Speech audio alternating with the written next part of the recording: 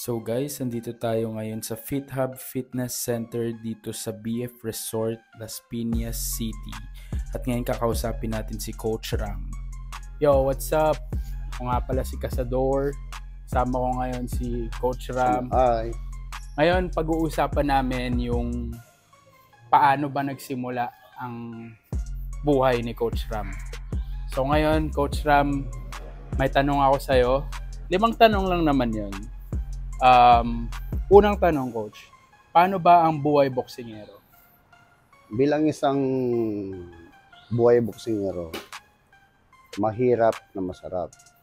So, sa hirap ng buhay, kailangan na magsumikap. At saka kailangan sa pag-training, kailangan maging maayos ang training mo. Lagi kang always present, hindi mo pa pinababayaan sarili mo. Kailangan may disiplina. Sa pagkatapos ng mahirap na yon, kung ikaw yung magumanda ng record mo, maging world champion na, yun ang maging masarap na sa pili ng pinaghihirapan mo. Kumbaga, nakuha mo na yung goal mo. Yan. Yun lang masasabi. Ano ba ang standing mo nung professional boxer ka?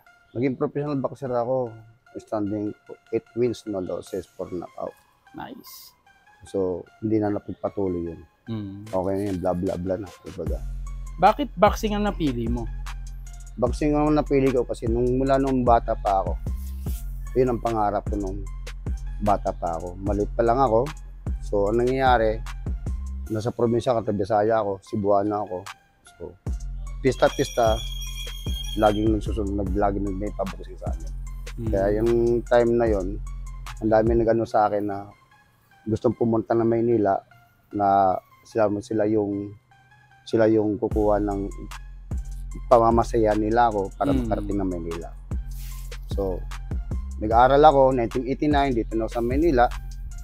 So, after ng 1996 ng graduation ko, nag-try out ako sa LRT. So, doon yun ang pinaka-hometown ko. Stable ko yun. So, yun ang ano namin. So, doon ka nagsimula? Doon ako nagsimula. Pero after nun, bago ako nagsimula ng boxing, karate muna ako. Okay. So, ang dami kong martial arts na activities ginagawa. So, mangyayari, simula nung natuto ko mag-karate, hanggang sa ko yung pagbaboxing. So, doon ako nag-focus. So, medyo nagkaroon ng problema. Okay. Yan. Okay. Okay. So, sunod naman, ano feeling bilang isang boxing coach? Sa bilang isang boxing coach, masaya naman. Masaya ako. Kasi lahat ng natutunan ko, lahat ng nalalaman ko, na-i-share ko sa kapwa. So, okay. Yung mga dating gustong magiging fighter, na-i-share ko lahat ng mga nalalaman ko.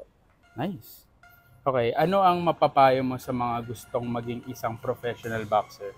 Sa magiging mapapayo ko lang, as a former boxer, mapapayo ko lang, pag-iigihan nila yung magiging position nila, pangarap nila, balang araw, kung magiging masipag sila, kapag i-ensayo, makukuha nila makakamtan nila yung gusto nila. Okay. Magiging champion o yung goal nila. Kasi pag-disiplina, so kailangan natin yun. Hindi po pwede na wala tayong disiplina. Kasi buhay ang nakataya sa atin yan. Hindi ibang tao. Hindi buhay. Pag ang alam ng ibang tao, yung walang baliwala lang yung boxing, hindi, mali po yun. So ang mangyayari po, pag kayo na bilang isang boxer professional, para rin po tayong mga sundalo at pulis niyan. Ang isang paa na sa hukay na po yan. Hindi po ganun kadali ang gagawin bilang isang. Mapapayo ko lang, yun ang mapapayo ko sa kung sino sa magiging papasok sa magiging professional boxer. Last question, Coach. Masaya ka ba sa trabaho mo bilang isang instructor at boxing coach? Masaya ako.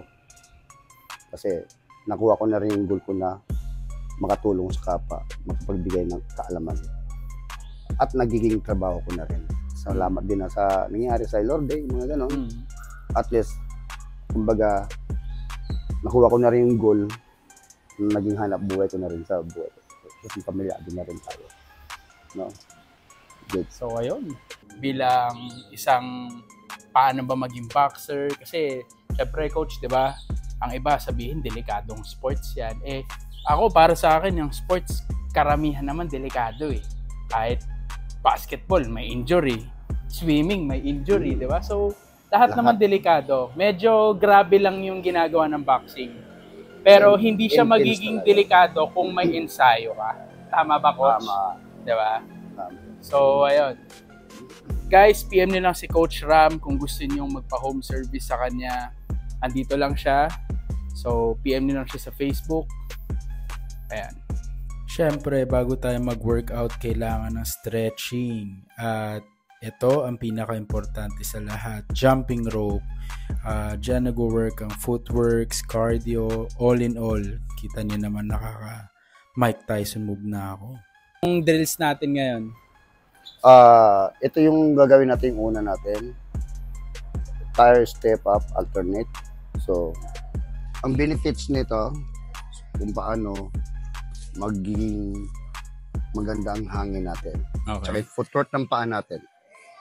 So, itong kailangan natin. Footwork, kailangan yung mabilis. Tapos, yung ano natin. Yung kasama na strengthening, lahat ng mga strengthening yan.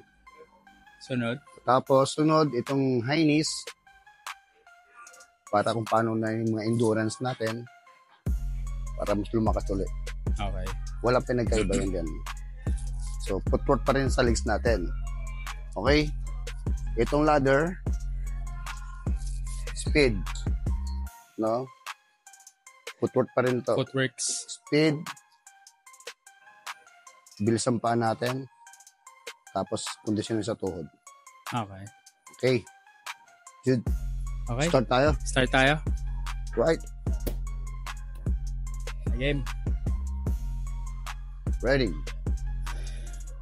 3, 2, Go. 1. Start.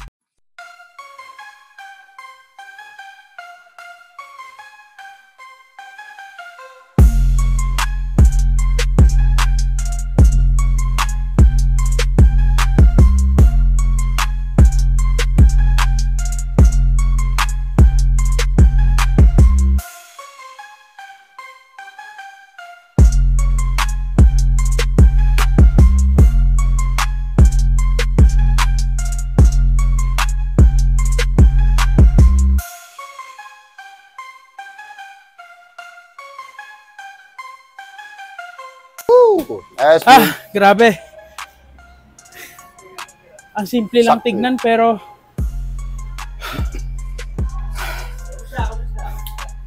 nakakapagod.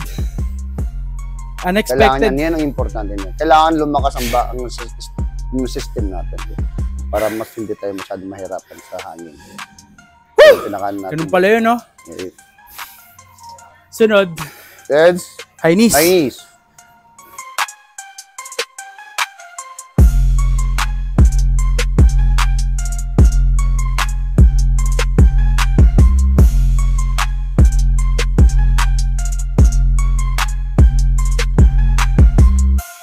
One, two, three. Go.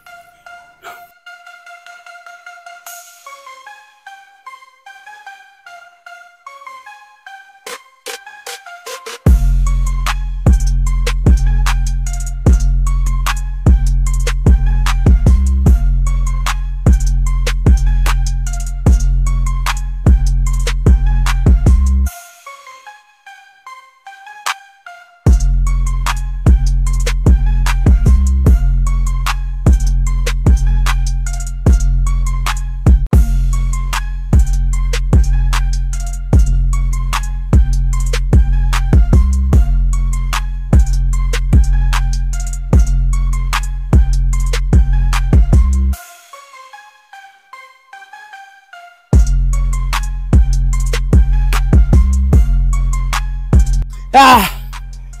Woo! Okay. Grabe. Good job.